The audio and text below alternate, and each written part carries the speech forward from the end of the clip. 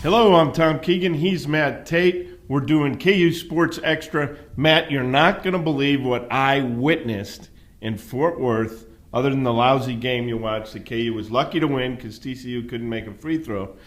At halftime, I get a text from a former GA here in the football program, and he said he was up in the stands with his wife. So I went up, I met his wife, I'm sitting next to him, we're talking, and all of a sudden, just catching up, and a KU fan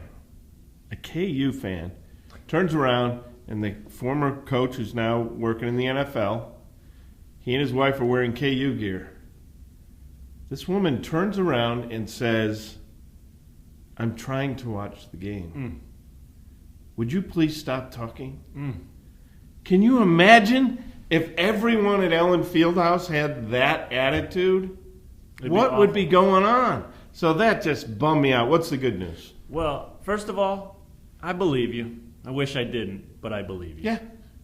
Got it. All right, good news this week. Hey, look, the TCU game was a dud. It was a bummer. It was no fun to watch, regardless if you were a fan of either team or not. It was just bad basketball.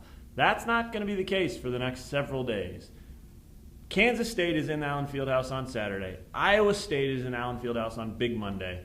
Those two games right there will more than make up for the dud that was TCU, and I can't wait for both of them. I think they're going to be fantastic games, and the Fieldhouse crowd will be fired up for both, especially Monday night, because KU has revenge on its mind, and when revenge is at play, Allen Fieldhouse is ferocious. Yes, it is, and that's the beauty of the Big 12. If you see a bummer of a game, the next couple of games have the potential to be real good ones because they're all good teams in the Big 12 just about. Absolutely. Monday night was Texas at Iowa State. Pretty good game. Both teams fought hard. The next night was West Virginia at K-State. Pretty good game. So probably the law of averages said, hey, one of these games, the next one has to be a dud, and it was KU-TCU. But hey, as Bill Self said, we won, but we sucked. Great quote. There's no lost in translation there, right? No, there isn't. And there's plenty of bad news to pick from when you think about the guys who backed out of commitments with KU football. But I'm going to go with the bad news being Devonte Graham re-injured his toe. Or aggravated it. It got stepped on, and he was in so much pain. Tried to get off the floor, couldn't. Tried again, and got off the floor and balanced himself on one foot. They need Devonte Graham. Obviously, nobody played particularly well, other than Frank Mason for a stretch and Landon Lucas. But they need him to close games the way they know they're capable of and just to be good and fast and play at a faster pace so they can play the two little guards together.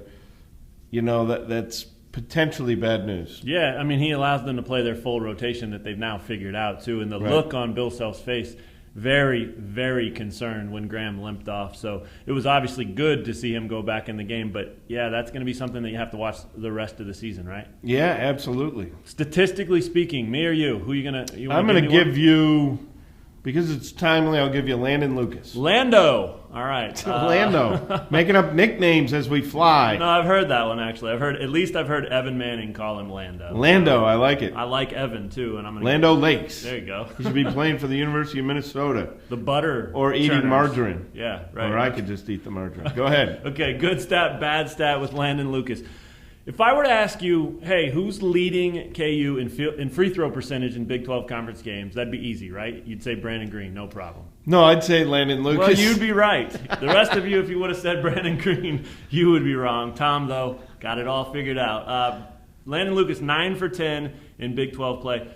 Green's right behind him, 8 for 10. But, this guy, he doesn't get a lot of minutes. He doesn't get a lot of love when he is out there. But he had a great game against TCU, and he does make his free throws. So 9 of 10. There's a problem, though. The bad stat is shooting. And I know free throw shooting is shooting, but we're talking about field goals. He's 2 for 8 in Big 12 play from the floor. And part of that is he doesn't get a ton of looks. Obviously, 8's not very mostly many. He has trouble scoring against defenders. Strength, length, Yeah. all those things, right? Defenders, human beings, right? Human beings. So one defender will give him a hard time because he's so deliberate, doesn't have that coordination that some big guys have in terms of this particular coordinated skill. This one. Keeping the ball up. Oh, okay. You know, some guys naturally bring it down. It's not that they're trying to bring it down or consciously doing it. It's a coordination thing. thing. Yeah, either you do it or you don't, and he tends to bring it down and is very deliberate in delivering his shots. There's no deception to his game.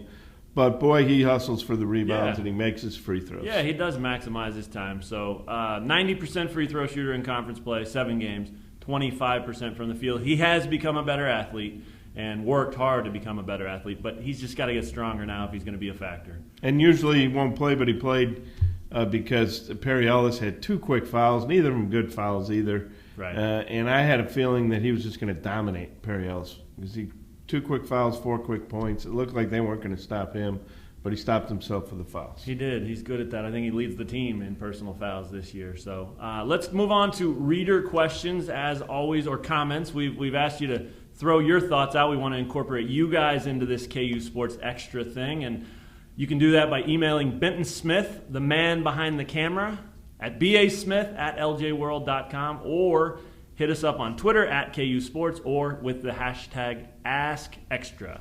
This one comes from Lane Pierce, and it's about football recruiting, and I think it's a pretty good comment, and I want you to talk about it as soon as I read it. Okay. Lane Pierce says, hey, let's get real, people. Did we really think that Coach Beatty was just going to come in here and start recruiting 3- and 4-star guys right away? He has begun the process, and he is doing it right, not bringing in a bunch of JUCO guys or senior transfers. Let's give the staff a chance to show what they can do over time, and more importantly, what they do with developing the players who do come to KU. Josh Moore, 1 player. As a matter of fact, he wasn't even guaranteed to start. 1-year bandwagon fans, heads up. We need to circle the wagons. We are looking for day-to-day positive progress, systematic progress, bigger than a single recruit or a recruiting class. I think it's a great statement. I think everybody would do well to listen to it. Rewind with the remote here and listen to it again. What are your thoughts? Right on the money? Well, nobody does well recruiting when there's a coaching change. Right. It just doesn't happen. It takes months and months and months to develop relationships. You don't come in 6 weeks and do that. They're in dire straits here roster-wise next year. Don't judge him based on what he recruits this year. Start judging him based on what he recruits next year. Good point. Thanks for the comment, Lane Pierce. And remember, at KU Sports on Twitter, basmith@ljworld.com, or hashtag AskExtra. Moving on, let's talk prediction time. KU K-State, we already teased it. It's Saturday at 1 o'clock in the Fieldhouse. Tell me who wins, Tom. I think KU wins by double digits. You know, the best possible outcome for the KU K-State game from KU's perspective was to play terribly and sneak out of there with a win in Fort Worth. That's what happened. Bill Self's got their full attention. Big rival coming in. I expect KU to play well. You? I agree, and it's even purple. The last thing they saw was purple. The next thing they'll see is purple. That'll fire them up, too, if you believe in that sort of thing. I do. He doesn't, I bet. So I got KU rolling, though. I have 79-63, a convincing victory. They're just going to be so fired up, and they always are when they play K-State at home, and they swallow them up. Usually in that first 4 or 5 minutes, it's kind of over already. I think that's what we'll see. So, but prediction or primetime pick, who do you have there? I like Perry Ellis here. He feels like he owes him one because he missed all that time with the 2 fouls in the first half right off the bat. I don't think they have anybody who can stay with his footwork. Perry Ellis, my primetime player. You? I like it. I was going to go with Perry. I'm going to go with Cliff, though. I think his motor was The alternator. It takes an alternator to get the motor going, and when he alters shots, he calls it alternate. Right. Well, that's the sound the motor made on Wednesday night at TCU. It wasn't real strong. It was there. Whiny. You just keep turning it. I think he comes out with a much better effort, playing in front of the home fans that'll be fired up. And I just don't think K-State has the big bodies to stay with them. They don't have the big bodies to stay with Perry either. I mean, one of those guys is probably going to get going, but maybe they both do. I think Cliff could have somewhere between 300,000 and 450 dunks in this game. I'm going to go closer to 3 on the over-under. Yeah, well, I don't blame you. It's a good pick, but it will be between there is my guess. Maybe, but if it's either under or over, it's going to be under. Okay, fine. If you're so stuck on that, I'll give it to you. You're well, probably no, right. I misspoke there because he could have 4 dunks and then it's over and you win. So I've got 3 to 4,050 and you've got under 3? I guess. ABB, Three's a push. ABBA.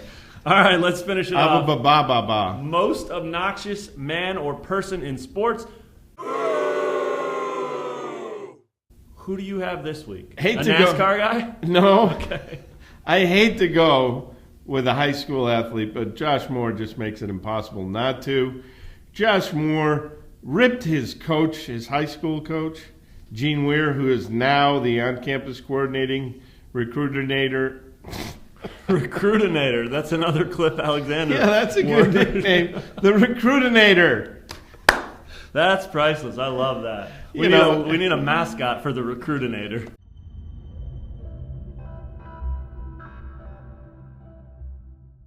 Way to go, Josh. Every potential coach who's thinking about recruiting you, Ohio State, you pledged to them, they kicked you out.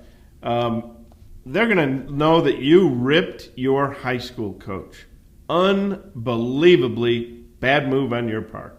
And it made you the most obnoxious man in sports. Yeah, it was. And it's just unnecessary. You don't want to come to KU, just say that. You know? Yeah, because recruitinators are not going to come after you.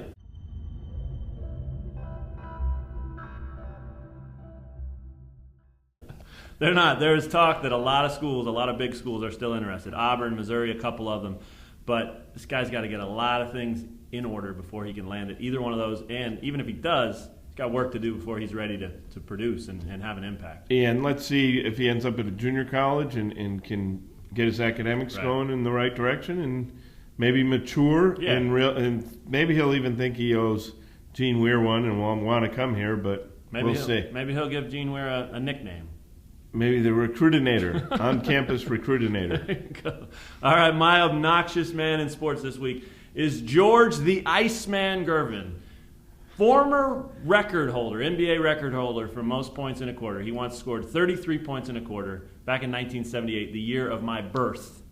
I wasn't even alive when that happened. That's, but that's neither here nor there. I was at Marquette. Yeah, same thing, But anyway, the other night, a week ago or so, Klay Thompson of the Golden State Warriors topped that by scoring 37 points in a quarter, just unconscious in that quarter. Well, George Gervin didn't like it. He said, hey, I'd like to see him do it when there wasn't no three-point line. And I said that a direct quote because he said when there wasn't no three-point line. Yeah. I get it. It makes perfect sense. He didn't have the benefit of that three-point line, and Klay Thompson does.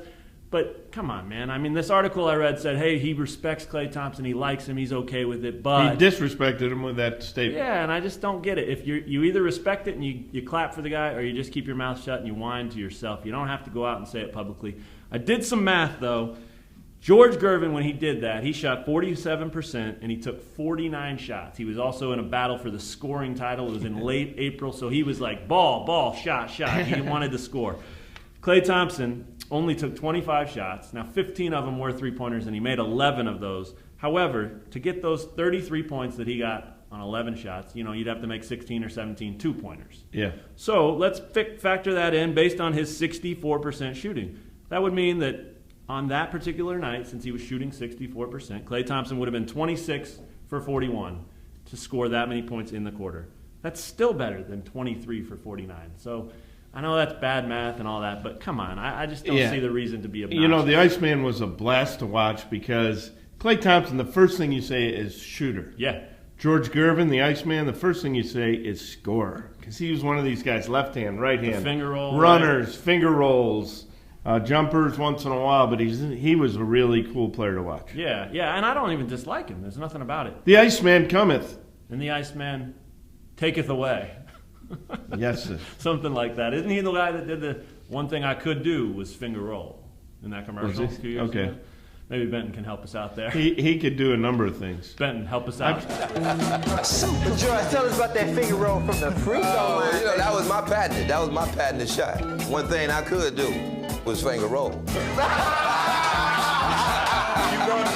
Oh yeah, I could do that. I plow through the commercials. Yeah, you do. DVR king. Yeah. The Recruitinator. All right, that's all the time we've got for this episode of KU Sports Extra. Remember, if you got a comment or a question that you want to hear right here, whether you want us to talk about it or not, you might just want to get on there and then have us shut up. You can do that too. There's a mute button, right, when you plow through? No. Not on this. That's right. Thanks for checking out KU Sports Extra. We'll talk to you guys next week. And enjoy K-State and Iowa State. Big games coming up.